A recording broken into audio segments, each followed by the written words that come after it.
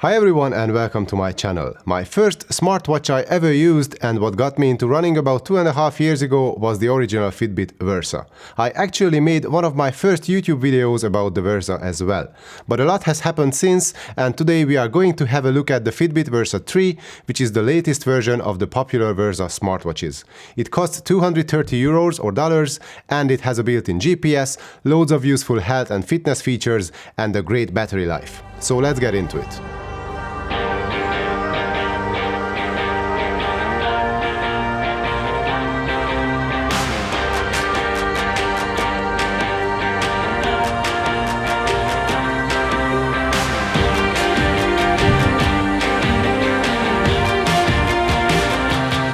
The Fitbit Versa 3 has this squircle-shaped aluminum case which is neither fully square nor it is circle, but somewhere between the two.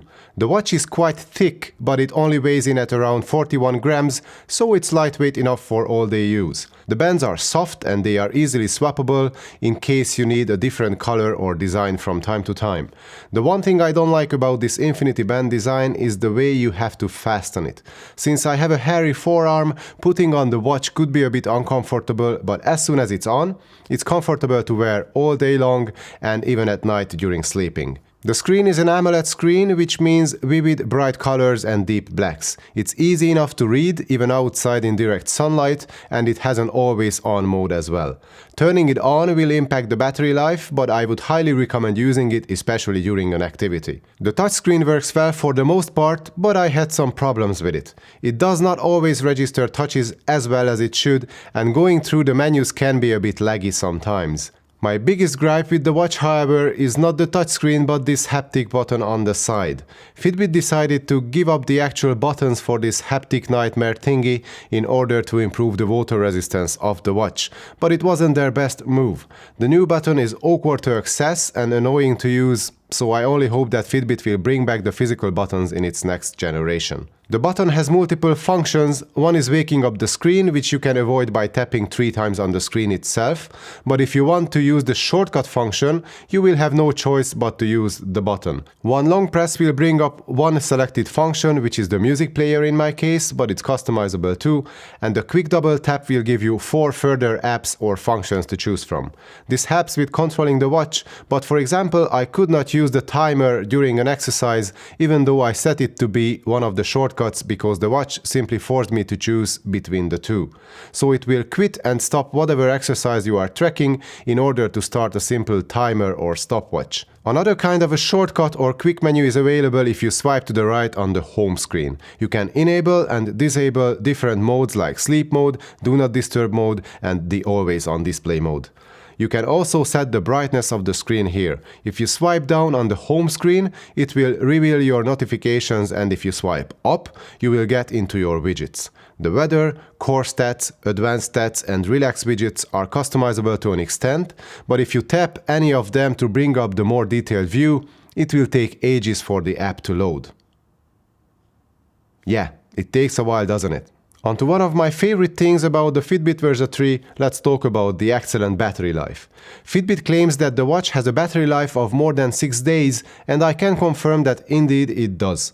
With an average of 3-4 exercises a week, including 2 runs using the GPS, I was able to get the watch running for 7 days straight with one charge. With continuous GPS use, the watch will last for about 12 hours. And if you ever run out of juice, the fast charging will give you 1 full day of use in only 12 minutes. Oh, and I like the magnetic charger a lot as well. All in all, Fitbit did a great job with the battery.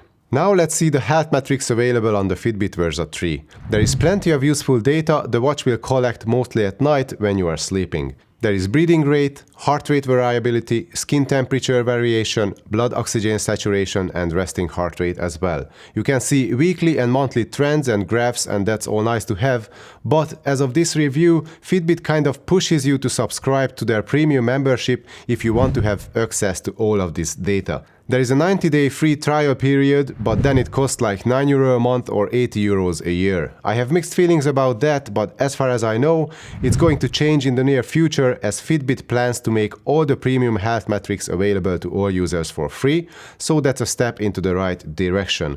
But again, as of now, it's still a premium feature. But let's see what other features we get. For starters, there is the Track Your Mindfulness feature, which has loads of meditation and breathing exercises to follow, most of which are available for premium members only, and you can set up different goals and it tracks your specific mindfulness practices if that's something you want to do.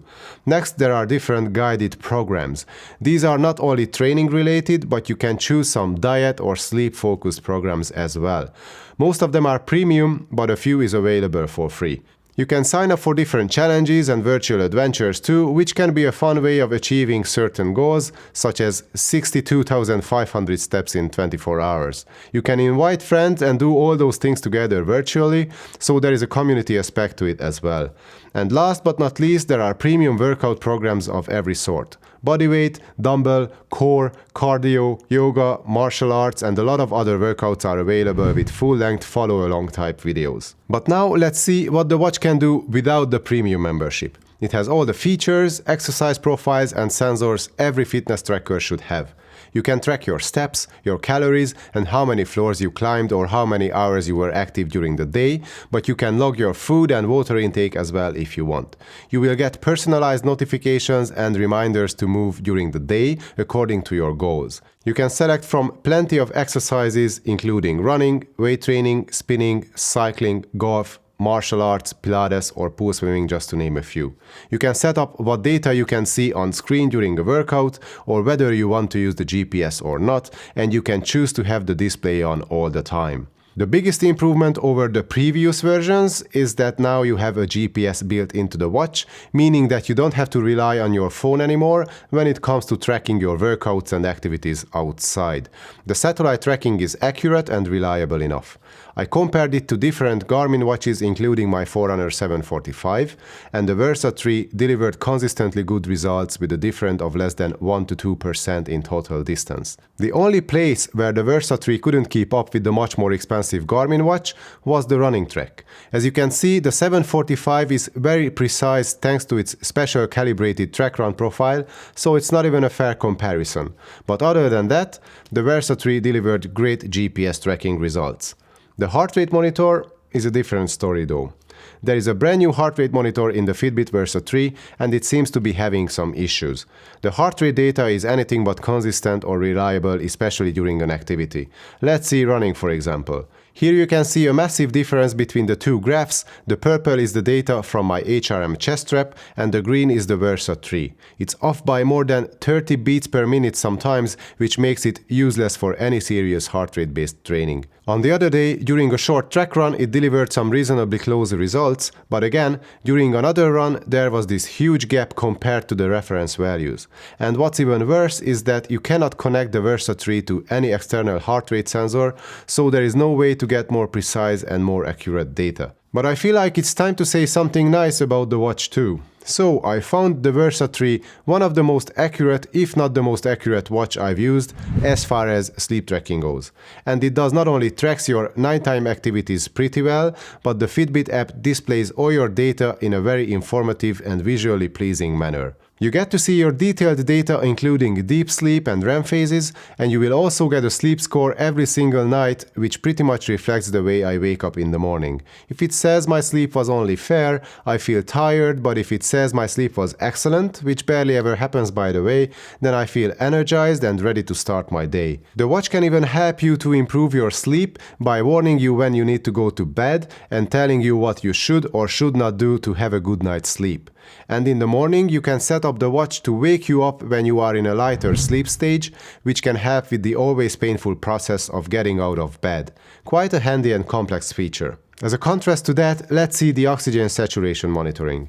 As long as you have the special SpO2 clock face on, you will get a blood oxygen saturation reading every night. Or at least you are supposed to get one, because I found that it did not actually take a reading every night I was wearing the watch. And for whatever reason, I could never even see my SpO2 data in the app, as the app kept asking me to install the SpO2 clock face, even though I was already using the required clock face all the time. Fitbit should do something about it, but I heard that they will make SpO2 readings available without having to use the special clock face in the future, so there is some hope for a software update. And since I mentioned future software updates, let's talk about two features which are in the spec list but not available yet.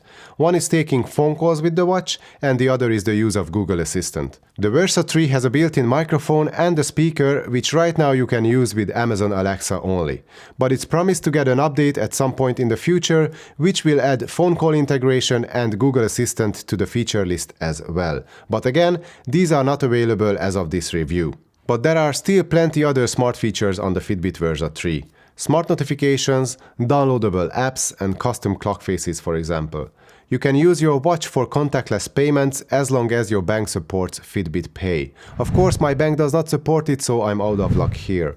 Music playback is good to have, but it's limited to downloadable playlists and podcasts from Deezer. You can only control Spotify from the watch, but you cannot store and play music from Spotify on the watch itself. You cannot upload your own MP3s to the watch anymore either. So as you can see, the Fitbit Versa 3 has plenty old features, loads of new features, and a few features which are not even working yet. Unfortunately, almost all features and functions have their little quirks, which makes everyday use a little less joyful. The laggy menu system, the awkward haptic button, and the unreliable heart rate and SpO2 readings are the ones I found the most annoying. Some of them might be fixed with the new software, but most of them are hardware issues, so there is not much that can be done. But to finish off this review on a more positive note, I have to mention the great AMOLED screen, the upgraded user interface, the excellent battery life, and the magnetic charger. There is tons of health and exercise related data you can get from using the watch, even though some of it is only available with a premium account, but that's promised to change soon. And my favorite is the sleep tracking feature, which is one of the best I've ever used. The smartphone app is also one of the highlights of the Fitbit experience, with its easy to use user interface and more than enough features. In short, the Fitbit Versa 3 is a mixed bag, but there is a lot you can love about this watch. If you need a decent health and fitness tracker with a battery that can last for a week or even longer, then the Fitbit Versa 3 might be the right choice for you. So that's it for today. If you like this video, please give it a thumbs up and subscribe to the channel. Thanks for watching. See you next time.